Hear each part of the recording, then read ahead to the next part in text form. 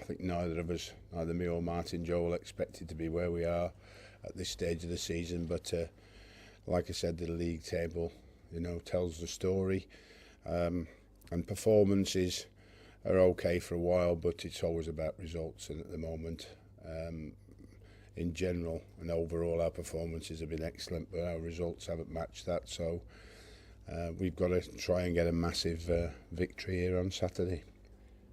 We always say, don't we, that the league doesn't lie, but is it telling a few white hawkers at the moment? Well, I think it's all about us not capitalising on our good play and not scoring the goals that we needed, and securing 3 points in the Barclays Premier League. And it's the precious 3 points that you're always searching for. That's what always makes the difference.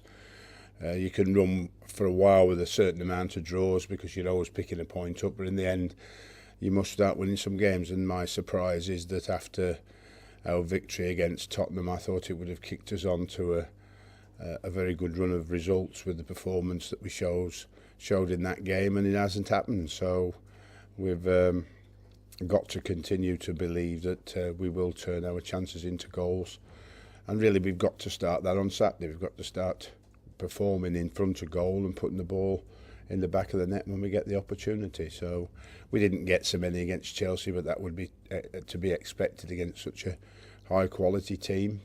But against Fulham, both teams are having a struggle at the minute, and we hope that we continue our defensive solidarity and then try and score against Fulham, who have conceded quite a few goals in the last 4 games. I think they've conceded 11 in the last 4, so I have to say there's a weakness there, and hopefully we can try and exploit it. Within the media, obviously, there's always a sense of wanting to see managers under pressure. It's certainly the case, I guess, when this team's down at the bottom. But from within the club, both at Fulham and here, you don't really get any sense that you and Martin are under.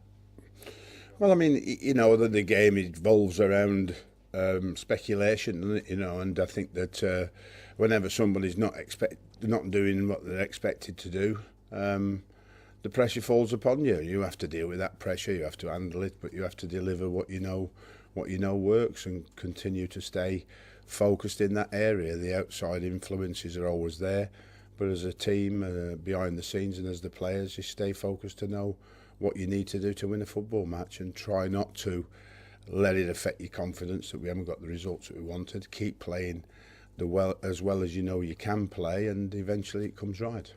Have you heard anything at all detrimental from either of the Davids? No, not at all. I think that we're more focused on what we might be able to achieve in January, as well as the focus on, obviously Andy, who will hopefully be back with us next week to start some training, and that's been the main focus with both Davids, which I'm obviously pleased that we're looking in the market, and we're very active, and everybody knows that David particularly is a man that moves extremely quickly when we've made a decision.